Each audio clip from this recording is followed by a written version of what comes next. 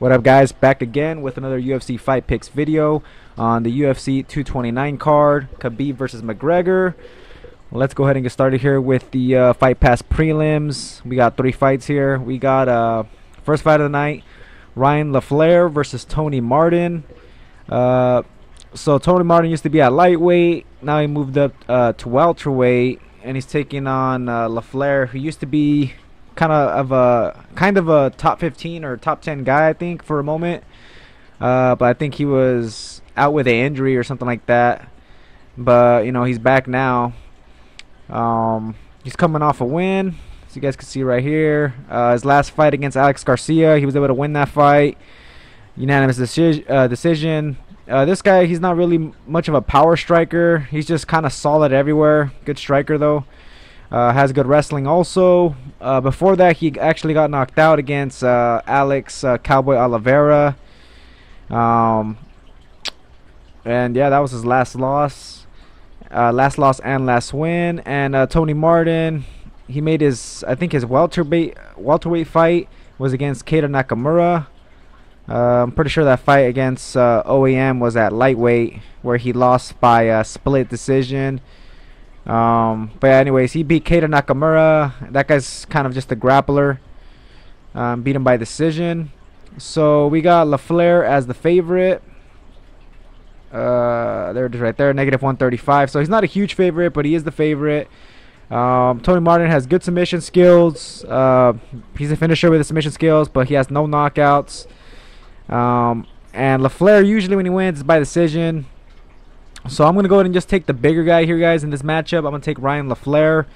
Also, he throws, I think, a little bit more volume with his striking. And I also think he's a little bit better with the striking, too. So he's just a little bit better on the feet. Throws more volume, more output. Also, I mean, he has better wrestling. But I don't know if he's going to really use it too much in this fight, since Tony Martin does have some submission skills. But I think he might just, you know, mix him up, mixing some takedowns, you know, here and there to just get those points and just win the fight by decision. So I do got LaFlair winning by decision. Moving on to the next fight, Maynard versus Nick Lentz. Battle of some veterans here. So it looks like Maynard is back to 155. He was at 145. I guess he was, you know, tired of cutting the weight, which makes sense. This guy's like 30, I think it was 37 years old when I checked this page, or something like that. Either way, you know, he's pretty old. So he's fighting against Nick Lentz, who's another, you know, old veteran. But in this matchup, I got to take Nick Lentz. He is the favorite, -230. Yeah, I mean, Maynard has a really bad chin, and all he really does is just wrestle. I mean, he doesn't have much knockout power. I mean, he barely has any knockout wins. I know a lot of people thought he had a lot of power at one time, but yeah, all he really wants to do is just, you know, lay and pray, just take you down and just lay on you, right? So Nick Lentz, you know, did get out grappled by, you know, some high level wrestlers before, like Makhachev, you know, good grapplers.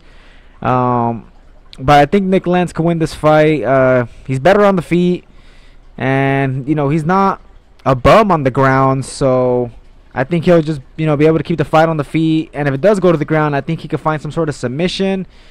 I think when he fought Will Brooks, I think he beat him by a submission or something like that. Let me scope this out right here real quick. His last loss was to David Tamer. But yeah, see, as you guys can see, he beat Will Brooks. You know, he's a good wrestler. Beat him in the second round by submission, and I think he caught him with some sort of armbar or something like that.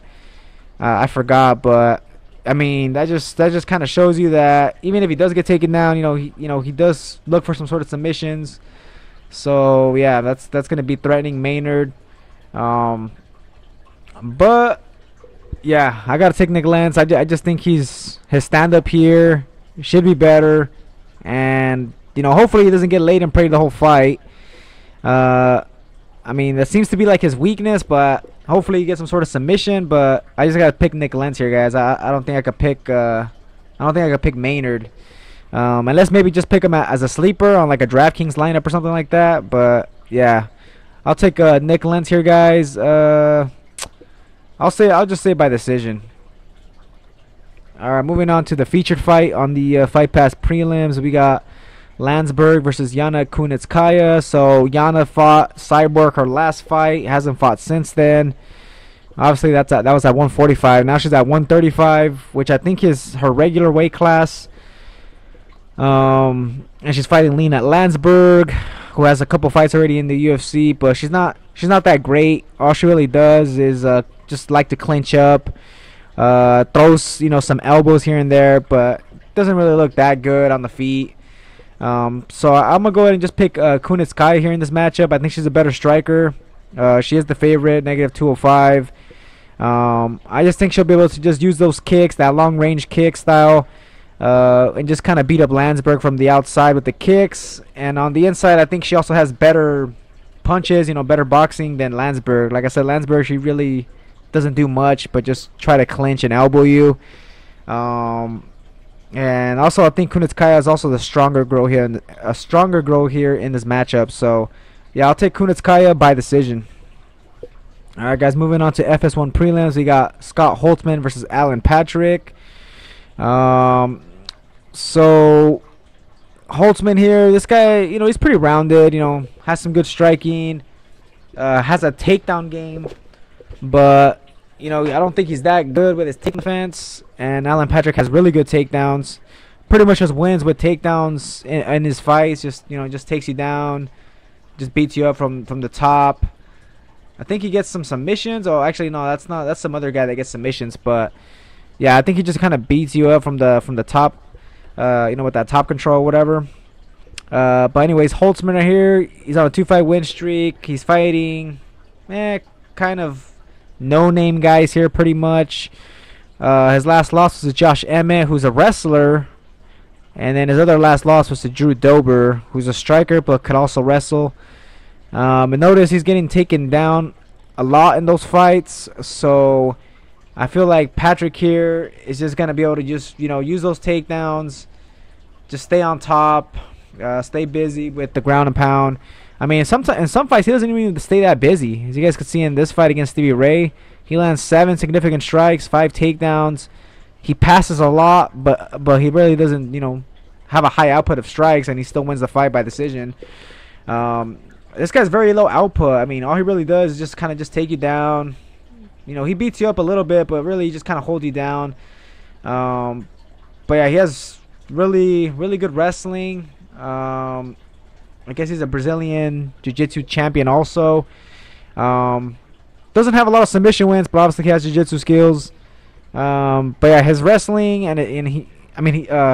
his main strengths are his wrestling, and also he is pretty strong himself, and he has long ass reach. So I feel like he's just gonna be able to just take Holtzman down, just hold him down, and just kind of win the fight, just win a boring fight just like that. So I'm going to take Alan Patrick here, and just pick him to win by decision. I think it's a pretty safe pick. He's -255. His only loss was to a beast, Marbek Taisumov. Everybody already knows about that guy. That guy's a sleeper. But yeah, I don't see Holtzman being able to do much here off his back. So Alan Patrick by decision. Moving on to the next fight, Aspen Ladd versus Tanya Avenger. Yeah, I'm gonna go ahead and just take the undefeated fighter here, guys. Aspen Ladd. She's 6-0, coming off a good victory against Lena Landsberg, in which she finished the fight in the second round by knockout. So we know she has finishing ability. She has good striking. Seems pretty well rounded. Could also go for takedowns. Avenger's getting pretty old. She's not really great at anything. She's just kind of like an all-around type of fighter. To me, she kind of reminds me of like a Jim Miller or something like that. Like someone like who's like gritty, tough, durable, whatever. But doesn't really excel like in anything. So I just don't think her style matches up well with Aspen Ladd. I mean, maybe she could try to out wrestle Aspen Ladd, but I don't think that's gonna happen. I'm just gonna take the young up and comer here in Aspen Ladd and say she probably just wins by decision. Moving on to the next fight, guys, we got Vicente Luque versus Jalen Turner. Turner's coming from the Dana White Tuesday Night Contender Series. Has a lot of knockouts there on his record. So let's go ahead and open up his page here real quick. But yeah, he's fighting against Vicente Luque, who's just a fucking animal. And Luque is the biggest favorite here on the card, negative 900. I mean, I guess it kind of makes sense. Turner does have a lot of size on him, though, so maybe that could pose a threat there.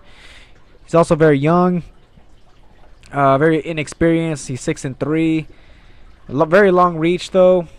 I don't know why they got his weight here at 155. He's for sure a 170 pounder. But yeah, he won his first fight by doctor stoppage against Max Mustaki. I don't even know who that is. What else we got here? Yeah, it doesn't really say how he's lost. I'm pretty sure he probably got finished at least one time out of those losses. So I just feel like Vicente Luque is too much of a finisher. He's too good. This guy's a sleeper here in this weight class. He's not even ranked at 170 pounds, and he's pretty good. Well, not his only loss, but his last loss was to Leon Edwards, who I think is in the top 15.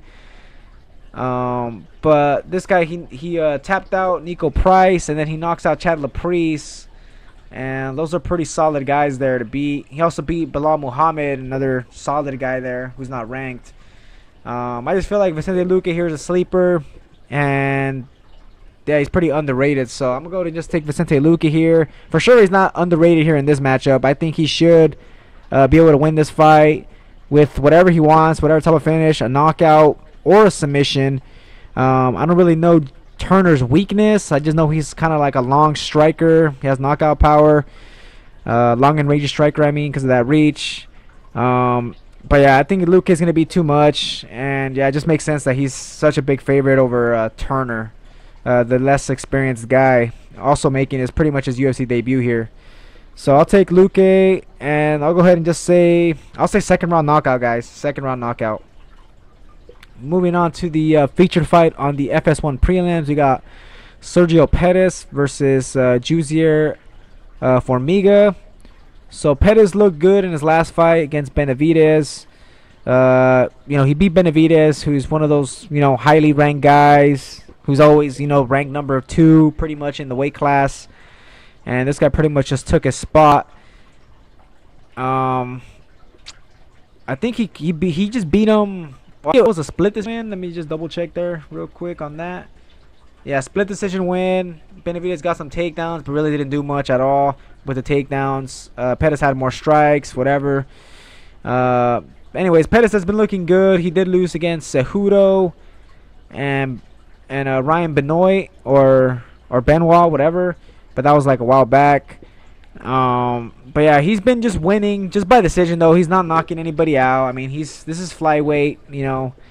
This weight class doesn't have a lot of knockouts. Usually the finishers are guys with submission wins, like Formiga here, jiu-jitsu guy, which is this guy's next opponent. So this guy, he beat Bennett and Ewan in the 3rd round by submission. Before that, he beats Oka Sasaki by submission. Ben's actually pretty decent. I thought he had more of a ground game, but I guess not. He just, Formiga was too much on the ground for him. This guy's last loss was to Rayborg, who's, he's kind of a grappler himself, and he was able to lose that fight against Rayborg, so that's kind of weird. And his other loss was to Cejudo, and well, Cejudo's a beast. So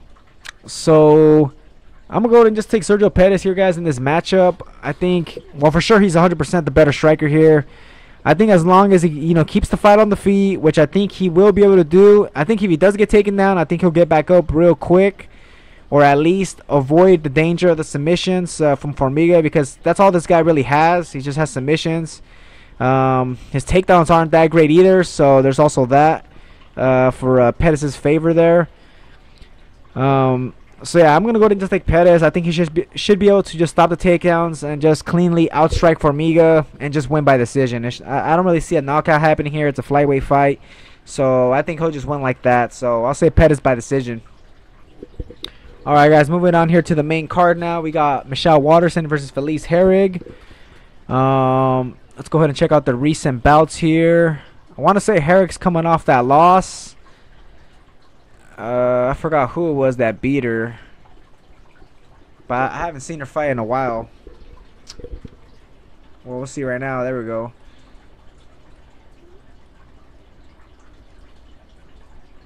Yeah, it was against Carolina, where she lost that fight by split decision.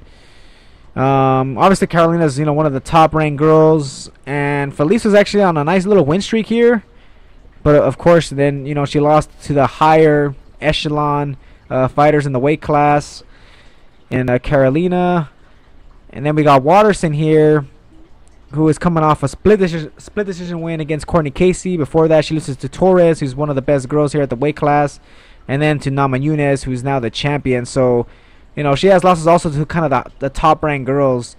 So, both these girls are kind of in similar spots, except I think that Waterson, has more potential here. So I got to take Waterson here in this matchup. She's also the underdog last I checked. +1. It's a close fight, but I think Waterson here should be able to get the win. I think she's a stronger grappler than Felice. And the striking, Herrig striking is, it's serviceable, but I think Waterson's, still also the better striker here. She's just giving up some size to Herrig. I think Herrig's going to be the stronger girl, but other than that, I think Waterson's the better grappler, and she also has a little bit better striking. So I'll take Waterson here, guys, in this matchup. And of course, it's a strawweight fight, so I don't really see much of a finish happening here. So I'll say, Waterson by decision. Alright, guys, moving on now to the next fight. Derrick Lewis against Volkov. Very easy fight for me to pick. I got to take Volkov. This guy's been looking good in the UFC. He's been getting finishes. I know he got that finish against Verdum. He looked pretty good. Very good striker. Very long and rangy. Pretty sure he's the favorite. -183. Derrick Lewis, of course, you guys already know this guy got that power, but he's not that technical. Doesn't have much of a ground game. If he takes you down, he's gonna hurt you, but he's not, he ain't no black belt or anything like that. He just pretty much just solely relies on power, and it's pretty crazy to see that he's actually ranked #2 here in the weight class. That just kind of just shows how there isn't, a lot of, I want to say, more talented heavyweight fighters here in the weight class, because there should be a lot of guys above Derrick Lewis, but Derrick Lewis kind of just skipped the line here by beating Ngannou in that crappy ass fight. But anyways, Volkov here, this guy's a real deal. Solid striking, seems durable. Doesn't show like, he doesn't have a bum chin, so as long as he could take a good shot from Lewis and and hang in there, wait for Lewis to gas, whatever, and then just knock him out later, which I think is going to happen. I think he's going to be able to get the knockout here. As long as he could, take that punch, I think he should be able to win this fight. So yeah, I got to take Volkov. He's just the more technical guy on the feet. Don't really see grappling being an effect here. I think it's just going to be a stand-up fight. And yeah, Volkov's a way better striker. Has power himself. Derrick Lewis has been knocked out. It's not like he has a good chin or anything like that. So, yeah, you can knock him out. And I think Volkov gets the KO. So, I'm going to go ahead and pick Volkov. Second round knockout. Alright, guys. Moving on to the next fight. OSP versus Dominick Reyes. Man, guys. So, I really hate OSP, man. This guy's always... He's always burning me, man. I always pick against this guy, and he keeps on squeaking out these wins. Let's go ahead and just check out this track record here. So I'm always picking against OSP because I really think he's just not that good. And yeah, guys, I'm gonna pick Dominick Reyes. I just gotta say that right now. But anyways, so yeah, in his last fight against Pedro, I picked Pedro to win that fight, and Pedro was winning, and then he gets caught with that stupid submission. And yeah, that was just a fail by Pedro. I think Pedro would have won that fight, but whatever, he got caught, and OSP won the fight. And of course, in the Latifi fight, I picked Latifi to win that fight. And of course, finally, Latifi finally comes through here, and OSP finally loses. But look at that, this guy had a nice three-fight win streak. First of all, I thought Marcos de Lima was gonna be able to knock him out, and OSP was able to weather that storm and survive. And then he gets a submission against Okami. Okay, that's kind of a for sure win for OSP. Actually, I'm pretty sure I picked OSP in that fight. And against Corey Anderson, I picked Corey Anderson to win. And yeah, Corey Anderson, whatever, he slips up and he gets caught with that big kick from OSP. So yeah, OSP's been, you know, this guy ruins a lot of my DraftKings lineups usually whenever I play against them, which I usually do. But this time, guys, I think for sure, well, not for sure, because it's, you know, whenever I pick against OSP, this guy finds a way to somehow win the fight. But I'm pretty confident that Dominick Reyes here, undefeated fighter, very good striker, should be able to win this fight, guys. He's a finisher. Mainly wins by knockout, but as you guys can see, he has a submission there also. Very good striker. He's long and rangy. OSP, this guy still doesn't really like to get hit. He's been hurt before. He got hurt in that last fight against Pedro, but Pedro, you know, messed up in that fight, wasn't able to capitalize, and he got caught in the submission by OSP. That's how OSP just keeps catching people with that damn Von Flue choke, though, man. So yeah, man, he's pretty good with that damn choke, but I think this fight, Dominick Reyes keeps it on the feet, and I think he makes quick work here out of OSP. I think he starches him quick. Dominick Reyes super aggressive. He comes at you, throws very high output, as you guys can see in the strikes landed per minute, and he will also grapple if he feels that if you're weak at grappling. So he has good fight IQ. You know, if you're good on the feet, then he's going to take you down. You know, if you're good on the ground, obviously he's just going to beat you up on the feet. So, yeah, Dominick Reyes here, undefeated. Yeah, there's a lot of potential in this guy. So I'm picking Dominick Reyes, guys, and I got him winning by first round knockout. Moving on now to the co-main event. We got Tony Ferguson versus Anthony Pettis. So obviously Ferguson's coming off that long layoff. I already figured out what his last fight was, actually. Anyways, Ferguson's a huge favorite, -330. Pettis, big underdog, +270. So Pettis did look pretty good in the last fight against Michael Kia. Loading up Ferguson's page, and Pettis is here. Very good record there by Ferguson, 25-3. So as you guys could see, his last fight was against Kevin Lee. It's pretty much a year ago since he last fought. He won that fight by third round submission. Kevin Lee was actually doing pretty good, but you know, I think he got tired and whatever. Ferguson took over the fight, and yeah, he caught him with that submission. Before that, you know, he beat Dos Anjos, who's, you know, obviously a very high level fighter, and then so on. You know, he has a lot of good wins here in his record. It's been a while actually since this guy has even lost the fight. His last loss was to Michael Johnson. That was a long time ago. So yeah, obviously Ferguson's, you know, very good, very well rounded. You know, seems to have good striking, good wrestling, good jiu-jitsu.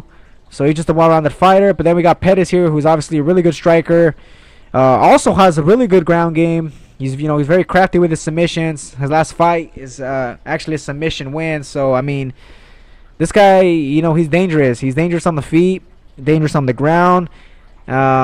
His weakness is pretty much when guys take him down and he's not able to work out some sort of submission, and you know, he just ends up being on the ground getting beat up, like that RDA fight.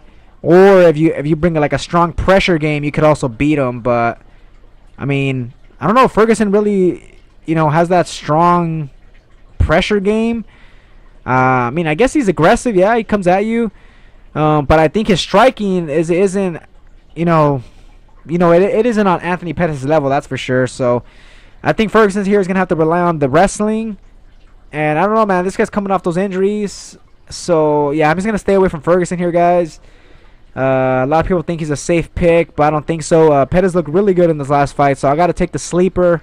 My favorite underdog here in the card, Anthony Pettis, guys. He's pretty cheap on DraftKings if you guys play that. So, yeah, I'm going to be having Pettis in my lineups. Yeah, I think Pettis here could for sure outstrike Ferguson. It's just a matter of, is he going to be able to avoid those takedowns? You know, avoid the submission game from Ferguson, because Ferguson has a very good submission game. And if Pettis does get taken down, is he going to be able to get back up, or is he going to be able to catch Ferguson with some sort of submission? So, you know, we're going to have to see how the fight goes. But I think Pettis here is going to be able to just win the fight on the feet. He'll land better shots. He'll land those body kicks, keep his range.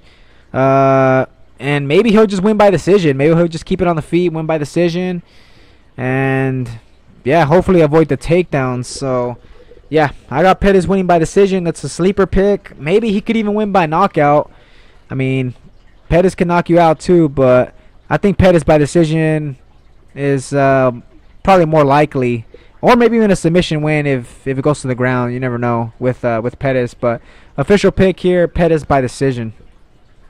All right, guys, moving on here to the main event. We got KHABIB versus McGregor. So, man, this is a big fight here, guys. This is this is a huge fight.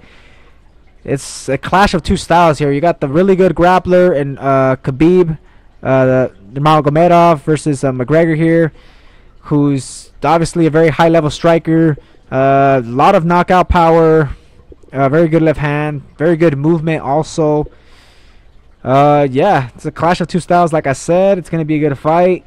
It's pretty much a 50-50 fight. Obviously, KHABIB is the favorite because we've seen McGregor get taken down or get on the ground and then not really do much off his back. So, I mean, when you got KHABIB, we've seen what this guy could do. And, when he's on top of you, he's just going to pretty much just maul you. He's just going to dominate you on the ground. He's going to have that very heavy top control. He just smash you from the top, just beat you up. He's relentless. He doesn't really get tired at all when he's on top, just kind of smashing you. So, I mean, come on, man. You got KHABIB here undefeated. It's a tough fight for McGregor. But McGregor has that knockout power, guys, and he's aggressive. He's a very good first rounder. This guy, he's going to be super strong in that first round. KHABIB, I think, is going to have to take him down. Well, for sure he's going to have to take him down, right? To that. But he's going to have to somehow, close that distance on McGregor. And I think that's going to be tough. But I think he's going to be able to do it, which is why I got to pick KHABIB here, guys, as my official pick. But it's pretty much a 50-50 fight, guys. I mean, I'm going to have some McGregor here on my lineups. I'm not, like, all in on KHABIB here, only because I know McGregor could catch him with that left hand. He could hurt him. I mean, he has longer reach. He has good footwork. And he has good movement. And he has that good timing. So, I mean, McGregor could for sure catch him in that first round and knock him out in that first round. We've seen KHABIB's knees buckle or whatever when he gets clipped by Michael Johnson. And I think McGregor got more power than Michael Johnson. So, I'm just saying, we've seen KHABIB get hit. He doesn't like to get hit. And I think he's going to have a little bit of, trouble closing that gap in that first round, which is why I'm picking KHABIB to more than likely win this fight in the second or third round by knockout, where, McGregor's not going to be as strong. He's not going to be as fast. He's, he's going to start getting tired, which we've seen McGregor, has problems with that gas tank. So I think KHABIB's, that's when he takes him down and just beats him up on the ground or whatever. But that first round's going to be dangerous. So it's either going to be KHABIB second or third round knockout or McGregor first round knockout, guys. I think that's like the only way the fight goes. I don't think this fight's going to go to decision, that's for sure. We're going to see a finish here, guys. So official pick, guys, is going to have to be KHABIB. I'll say second. It could even be third round, but I'm going to go ahead and just say second round knockout for KHABIB. But I'm for sure not counting out McGregor, guys, for her, whoever's a McGregor fan. I'm also a fan of McGregor, but got to be smart here with the pick, and KHABIB's just the smarter pick here. So, yeah, KHABIB, second round KO. All right, guys, so that's going to be here for the fight picks. Let me give you guys my most confident picks. So, Dominick Reyes, one of my most confident picks, followed by, for sure, Vicente Luque. I mean, he's a huge favorite. Who else? Most confident pick. You know what? I'll throw Volkov in that mix too, even though he can get caught with that, heavy power from Derrick Lewis, but I don't see it happening. So those are my top three most confident picks. Luque, Reyes, and Volkov. And my favorite underdog, favorite sleeper, Pettis. Anthony Pettis. I think he'll find a way to win. He'll be the better striker. I think, the injury to Ferguson, I think that's gonna show a little bit in the fight. And yeah, man, Pettis looked good his last fight. He's hungry. He's very confident right now, so I gotta pick Pettis here. So yeah, guys, that's gonna be it here for my picks. Yeah, hopefully you guys enjoyed the video. Let me know what you guys think about my picks. Let me know if you guys think I'm way off on a pick, and then who knows, I might consider maybe even switching my pick, but I kind of doubt it. But yeah, post your comments below, guys. Let me know who you guys picked. And yeah, hopefully you guys enjoy the fights. They're on Saturday, so man, they're gonna be fun. Also, post below in the comments if you guys want to see me make a DraftKings video. I'll make a lineup or something for you guys. But yeah, that's gonna be it, guys. Thanks for watching. Subscribe for more videos, and I'll catch you guys on the next one.